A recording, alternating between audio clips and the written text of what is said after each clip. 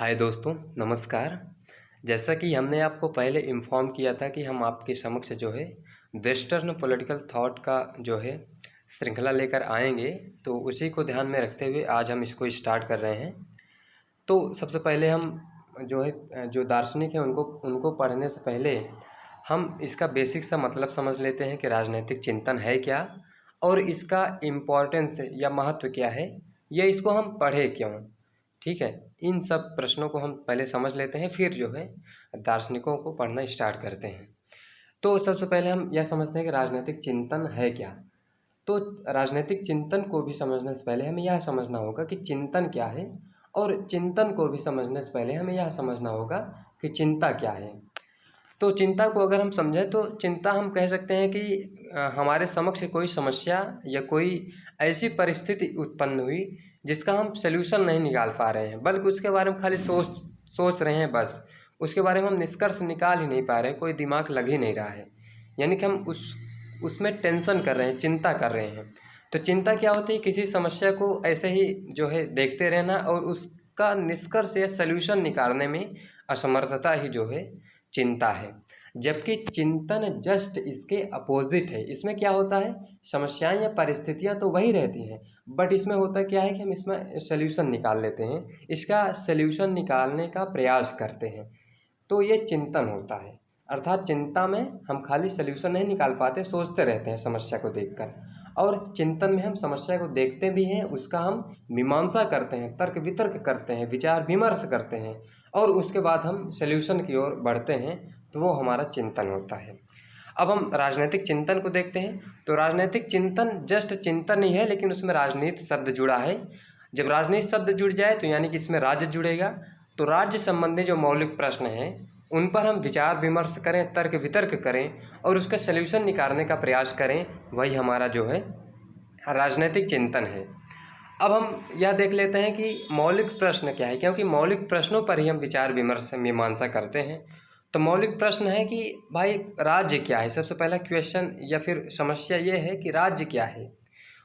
तो राज्य आप पढ़े होंगे कि राज्य क्या है।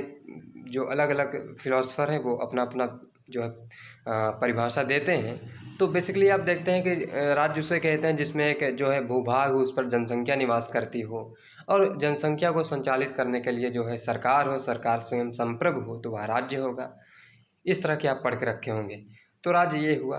राज्य की उत्पत्ति कब, कैसे और क्यों हुई, ये प्रश्न आया। तो कई सारे जो है सिद्धांत आए जो कहते हैं कि राज्य की उत्पत्ति इस प्रकार हुई। किस प्रकार? जैसे डिवाइन थ्योरी है तो वह कहता है राज्य की उत्पत्ति देवता ने की। क्योंकि पृथ्वी पर अराजकता व्याप्त थी। उस अव्यवस्था को शांत करने के लिए ईश्वर ने राजा को पृथ्वी पर भेजा। ये बात जो है डिवाइन थ्योरी कहता है।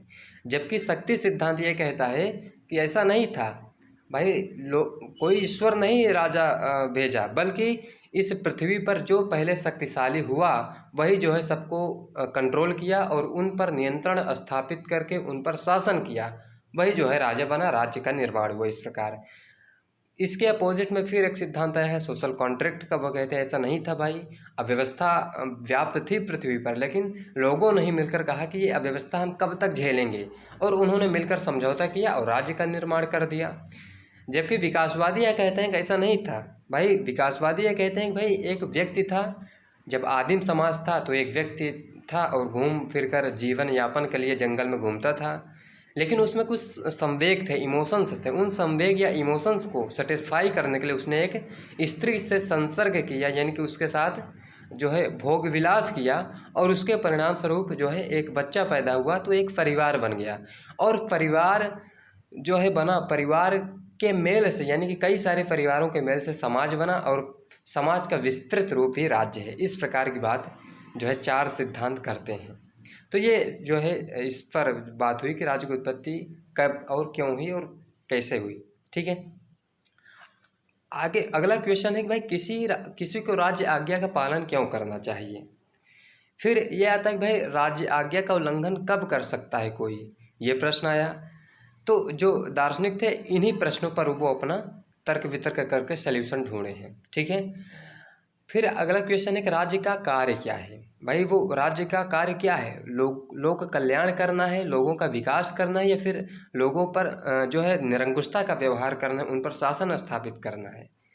फिर आया कि भाई राज्य का लक्ष्य क्या है, उद्देश्य क्या है राज्य का, ठीक है। उसके बाद प्रश्न आया कि भाई सॉवरेंटी क्या है, क्योंकि राज्य में संप्रभुता निवास करती है, तो संप्रभुता का प्रश्न है कि संप्रभुता क्या है।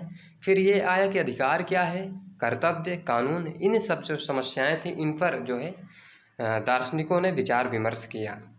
तो इन्हीं सारे प्रश्नों को लेकर जो है राजनैतिक चिंतन का उदय हुआ, ठीक है। अब हम अगला देखते हैं कि हम राजनीतिक चिंतन को पढ़ें क्यों, ठीक है। तो सबसे पहले कुछ विचारक ऐसे आते हैं जो कहते हैं राजनीतिक चिंतन को पढ़ना एकदम बेकार है, निरर्थक है, कोई प्रॉफिट इससे होगा नहीं, इस तरह के कुछ विचारक कहते हैं। जैसे बेकन है, ये कहते हैं कि भाई राजनीतिक चिंतन भगवान की अर्पित की हुई कुमारी के समान बांझ है। तो बेकन का कहना है कि जिस प्रकार हमें एक जो है भगवान की मूर्ति जो है उसके समक्ष एक जो है कन्या को, अगर कुमारी कन्या को रख समक्ष, मतलब कि उस मूर्ति के समक्ष कुमारी कन्या को रख दें तो उन मूर्ति और कुमारी कन्या से कोई संतान नहीं उत्पन्न हो सकती, उसी प्रकार राजनीतिक चिंतन से जो है व्यवस्था संभल जाए या फिर कुछ अच्छा जो है व्यवस्था बन जाए, ऐसा नहीं हो सकता। बेकन का कहना ये है। लेस्ली स्टेफेन कहते हैं कि वे देश सौभाग्यशाली हैं जिनके पास कोई राजदर्शन नहीं है। राजदर्शन या तो अभिनव क्रांति की संतान या तो भावी क्रांति की द्योतक है। यानी कि जो राजदर्शन होता है वो किसी क्रांति का संतान होता है या फिर किसी क्रांति को कराने वाला होता है, इस प्रकार की बात लेस्ली स्टीफन कहते हैं। तीसरा बर्क कहते हैं, ये कहते हैं भाई लोगों में राजनीतिक सिद्धांत बनाने की प्रवृत्ति हो तो यह कुशासित राज्य का एक निश्चित लक्षण है। इनका कहना है कि भाई किसी राज्य में अगर राजनीतिक चिंतन बनने लगे तो इसका मतलब यह है कि वह राज्य अच्छे से अपना व्यवस्था संचालित नहीं कर पा रहा है, लोगों में असंतुष्टि आ गई, इसीलिए तो वो राजनीतिक चिंतन बनाएंगे, दर्शन बनाएंगे, सिद्धांत, इस प्रकार की बात जो है बर्क करते हैं। उसके बाद बर्कले कहते हैं कि राजनीतिक तत्व चिंतन करने वाले दार्शनिक उन व्यक्तियों के समान हैं जो पहले तो पैरों से धूल उड़ाते हैं और फिर शिकायत करते हैं कि हमें कुछ दिखाई नहीं देता, इस प्रकार की बात जो है बर्कले कहते हैं। तो ये जो विचारक थे ये बेसिकली कहते हैं कि ये कोई अच्छी बात नहीं है, मतलब कि अच्छा नहीं है पढ़ना इसको, क्योंकि ये सारी कमियां ये बता गए। लेकिन इन विचारकों के आधार पर हम इसका मूल्यांकन थोड़ी करेंगे, हमें तो इसका प्रॉफिट देखना है। तो प्रॉफिट क्या है? मैक्सी कहते हैं कि भाई राजनीतिक दर्शन मानव व्यवहार के पीछे आज भी महत्वपूर्ण चालक शक्ति है और अतीत में सदैव रही है। तो ये तो बात सही है भाई, अगर आप इस समय हैं तो आपके विचार में भी कोई न कोई राजनीतिक दर्शन छुपा हुआ है। भाई कुछ होंगे जो कहते हैं पुरानी व्यवस्थाएं ही अच्छी थीं, वो उस व्यवस्था में जुड़े रहना चाहते हैं, वो रूढ़िवादी हैं। कुछ ये कहते हैं कि भाई समाज में जो भूमि या संपत्ति उनका समान वितरण हो, गरीबों को भी सुना जाए, जो पूंजीपति हैं अमीर बनते जा रहे हैं, गरीब गमीर, मतलब कि गरीब बनते जा रहे हैं। तो मतलब कि हर एक व्यक्ति कोई न कोई चिंतन लेकर बैठा है, लेकिन जब आप इसको पढ़ेंगे तब आप समझ पाएंगे कि हम किस चिंतन में हैं, ठीक है। अब चिंतन बनता क्या है या फिर कोई व्यक्ति किसी विशेष फिलॉसफी के अराउंड में क्यों होता है, जब इसको आप पढ़ लेंगे राजनीतिक चिंतन तो आप समझ जाएंगे कोई व्यक्ति किस प्रकार की विचारधारा, उसका बैकग्राउंड आप समझ जाएंगे तो समझ जाएंगे कि वो किस प्रकार का विचारधारा रखता होगा, ठीक है। तो हम इसका जो महत्व है देखना स्टार्ट करते हैं। पहला है कि ये व्यक्तियों को सामाजिक क्रांतियों को करने की प्रेरणा देते हैं। ये बात सही है, क्योंकि जब रूसो ने अपनी फिलॉसफी दी, रूसो को आप पढ़ेंगे आगे चल के, रूसो ने कहा कि भाई व्यक्ति स्वतंत्र पैदा होता है लेकिन वह सर्वत्र जंजीरों में जकड़ा जाता है। और यह जंजीरें क्या हैं? समाज है, रीति रिवाज है, परंपराएं हैं, धर्म है, ये सब जो है रूढ़ियाँ हैं जो व्यक्ति को जकड़ लेती हैं और उसके व्यक्तित्व के विकास में सबसे बड़ी बाधा बनती हैं। तो इस जो रूसो ने जो ये फिलॉसफी दी, इस फिलॉसफी के कारण क्या हुआ, फ्रेंच रेवोल्यूशन हो गया, फ्रांस की क्रांति हुई 1789 में, और वहाँ समता, स्वतंत्रता और बंधुत्व का नारा बुलंद हुआ था, और बोल्शेविक क्रांति भी हुई थी। तो इस प्रकार की क्रांतियों जो होती हैं इसके पीछे राजनीतिक चिंतन बहुत ज़्यादा रोल अदा करता है। अगला है कि इन विचारकों से इतिहास का वास्तविक ज्ञान प्राप्त होता है। सही बात है, क्योंकि आप 1789 की क्रांति जो है फ्रेंच रेवोल्यूशन, उसके इतिहास को अगर रूसो के विचारधारा को पढ़ लेंगे तो और अच्छे से समझने की आपको जो है अंडरस्टैंडिंग आपकी डेवलप अच्छी होगी, ठीक है। और सबसे बड़ी बात यह है कि जो समता, स्वतंत्रता, बंधुत्व का नारा लगा फ्रेंच रेवोल्यूशन में, तो ये समता क्या है, स्वतंत्रता क्या है, लोकतंत्र क्या है, राष्ट्रवाद क्या है, इन सब जो शब्द हैं इनको भी समझने का प्रयास जो है राजनीतिक चिंतन करता है। तो ये भी एक उपयोगिता है इसकी। ओके, उसके बाद है कि इनको भाई आप चिंतन पढ़ेंगे तो आपके समक्ष कोई समस्या आई, आप विलेज में रहते हैं, गांव में रहते हैं, शहर में रहते हैं, कि किसी भी एरिया में रहते हैं, आपके समक्ष कोई भी समस्या आएगी तो उनको समझने और सुलझाने की आपको प्रेरणा मिलती है इन सब पढ़ने के, यानी कि इसको पढ़ने से। और इसको जानने से आपको यह भी पता चलेगा कि विभिन्न मंतव्यों, मतलब कि जो राजनैतिक चिंतन है वो विभिन्न देशों में किस प्रकार की थी, या फिर आप यह कह सकते हैं कि जो अलग अलग देश हैं उन सब देशों के मंतव्यों को जान सकते हैं और अपने समाज के उज्जवल भविष्य का निर्माण करने का प्रयत्न कर सकते हैं। आप में कुशलता आ सकती है, आपके अपने व्यक्तित्व को विकास कर सकते हैं अच्छे से, लोगों को आप बता सकते हैं कि समाज में ये गलत है, ये सही है। इसको पढ़ने से बहुत अच्छा प्रॉफिट होता है। अगला ये है कि इसको पढ़ने से क्या होता है, हमें राजनीतिक प्रश्नों को समझने और समाधान करने की दिव्य दृष्टि मिलती है। जैसे राज्य की उत्पत्ति कब हुई ये हम जान पाते हैं, उसका विकास कैसे हुआ यह भी हम जान पाते हैं, और उसका प्रयोजन क्या है इसको भी हम जान पाते हैं। तो ये सब इसका महत्व है, उपयोगिता है। तो इसके महत्व को हम अगर समझ जाए तो अब हम जो है सेटिस्फाई हो सकते हैं कि हमें क्यों पढ़ना चाहिए इसे। तो इन सब चीज़ों के लिए पढ़ना चाहिए, क्योंकि मनुष्य एक विवेकशील प्राणी है भाई। हर एक मनुष्य चाहता है कि हमारा जीवन अच्छा हो, और समाज में किसी प्रकार की गंदगी आ गई या फिर अव्यवस्था आ गई, रूढ़िवादिता आ गई, या फिर गंदे लोग आ गए जो आपके समाज को में गंदगी फैला रहे हैं, तो अगर आप इन चीज़ों को समझे रहेंगे तो आप उसको साफ करने में आपको ज़्यादा जो है सहायता देंगे ये राजनीतिक चिंतन। ओके, अब हम थोड़ा देख लेते हैं राजनीतिक चिंतन। हाँ, इसका काल विभाजन थोड़ा देखते हैं। तो प्राचीन से इसको देखो, राजनीतिक चिंतन को हम 3 पार्टों में बांट लेते हैं। 3 पार्टों में हम क्यों बांटते हैं, क्योंकि अलग अलग कालखंड में अलग अलग विशेषताएं रही हैं, इसलिए इसको 3 कालखंड में बांटते हैं। आप जानते हैं कि परिवर्तन जो है प्रकृति का नियम है, तो परिवर्तित हुआ मानव स्वभाव हुआ, तो उसी प्रकार राजनीतिक चिंतन भी परिवर्तन के स्वरूप आया। तो अलग अलग काल में अलग अलग परिस्थितियाँ बनी। तो क्या था हम थोड़ा देख लेते हैं। प्राचीन काल प्रारंभ से 5वीं सदी तक मानी जाती है, और मध्यकालीन जो माना जाता है वो 5वीं से 15वीं, और अर्वाचीन या आधुनिक 15वीं से आज तक। तो ये इसका कालखंड था विभाजन। इसकी विशेषताएं क्या थी, प्राचीन काल में क्या था, प्राचीन राजदर्शन का केंद्र बिंदु नगर राज्य था, सिटी स्टेट्स था। आप प्राचीन यूनान पढ़ेंगे, यूनान को ही आपको पढ़ना है प्राचीन काल में, तो उसमें पढ़ेंगे जो प्लेटो थे, अरिस्टोटल थे, ये नगर राज्य यानी कि एक प्रकार से दार्शनिक राजा, आदर्श राज्य की बात करते हैं।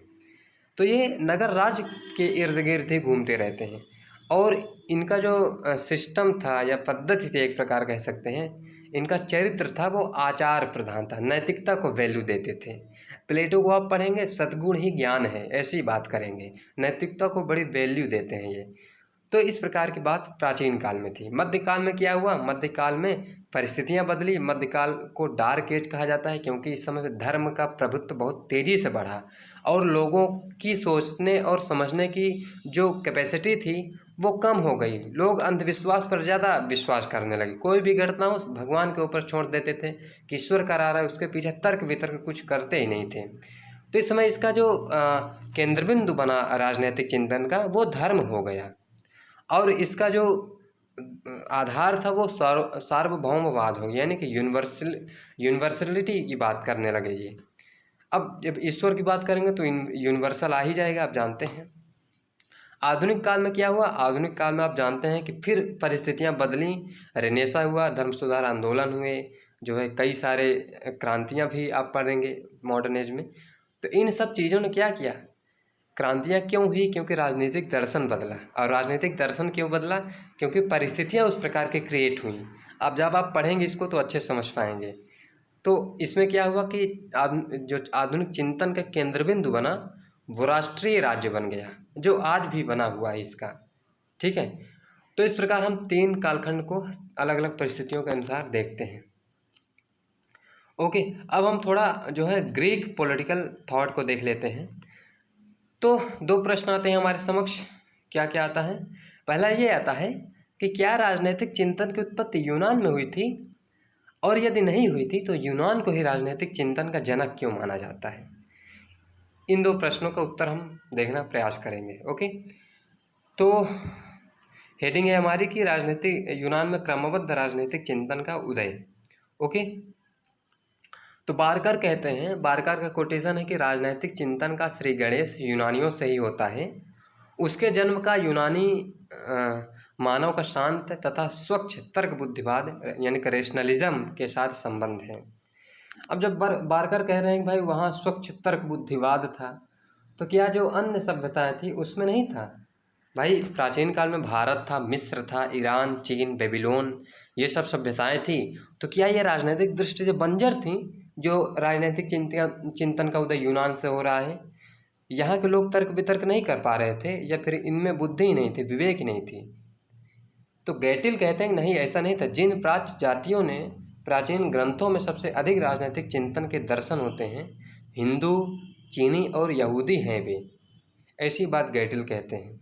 लेकिन आप एक बात आप याद रखिए कि बारकर जो बोले हैं वो कहीं न कहीं सत्य है, क्योंकि यूनानी चिंतन से पूर्व कोई लिपिबद्ध एवं क्रमबद्ध राजनीतिक चिंतन नहीं मिलता, जिसकी तुलना रिपब्लिक जो प्लेटो का ग्रंथ है और पॉलिटिक्स जो अरिस्टोटल का ग्रंथ है से की जा सके। यानी कि जो ये ग्रंथ हैं इनसे हम कंपेयर किसी दूसरे जो भी देश हैं उनमें इस प्रकार के जो है फिलॉसफी या पुस्तक राजदर्शन पर नहीं लिखी गई।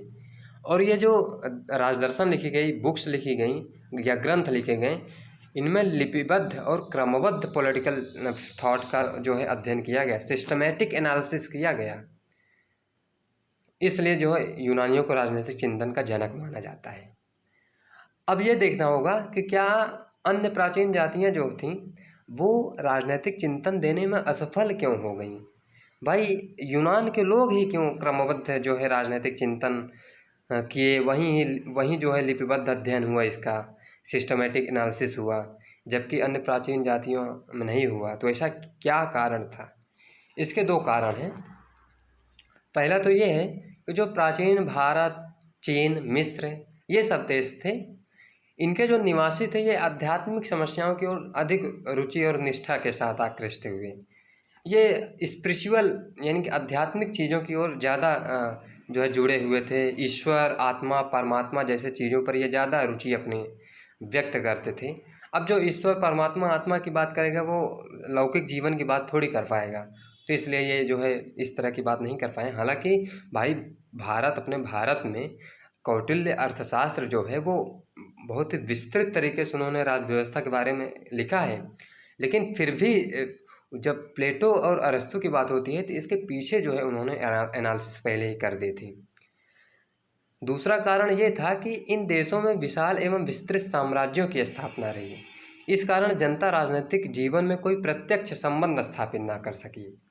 भाई जहाँ विशाल साम्राज्य होंगे तो वहाँ राज्य व्यवस्था की कोई चिंतन ही नहीं होगी, जबकि यूनान में, एथेंस में ऐसा नहीं था। वहाँ छोटे छोटे सिटी स्टेट्स थे, नगर राज्य थे, उनमें झगड़े लड़ाइयाँ हुआ करती थी, छोटे छोटे राज्य थे, तो उनके पास समस्याएं थी ना। आप जानते हैं कि समस्याएं ही किसी चीज़ का जो है एक प्रकार से समस्याएं ही विकास की जननी है, ये जानते हैं आप। तो जहाँ समस्याएं होंगी वहीं ना कुछ कार्य किया जाएगा। तो वहाँ समस्याएं थी, जबकि यहाँ कुछ ऐसा था ही नहीं। ठीक है, तो आप इस चीज़ से सेटिस्फाई हो चुके होंगे कि ये सब जो सिविलाइजेशंस थी इनमें क्यों राजनीतिक चिंतन का उदय हुआ, मतलब क्यों नहीं हुआ। ठीक है, अब एक चीज़ हम यह देख लेते हैं कि यूनान में राजनीतिक चिंतन के उदय का कारण क्या था, रीजन क्या था।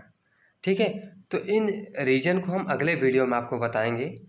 तब तक के लिए धन्यवाद। और अगर आप इस चैनल पर नए हैं तो चैनल को सब्सक्राइब कर लीजिए और बेल आइकन को प्रेस कर लीजिए, और अपने दोस्तों के साथ भी शेयर करिए, बताइए उनको भी कि क्लास चल रही है, रेगुलर जो है इस पर मिलेगी। ठीक है, धन्यवाद। अगले वीडियो में मिलते हैं। Thank you.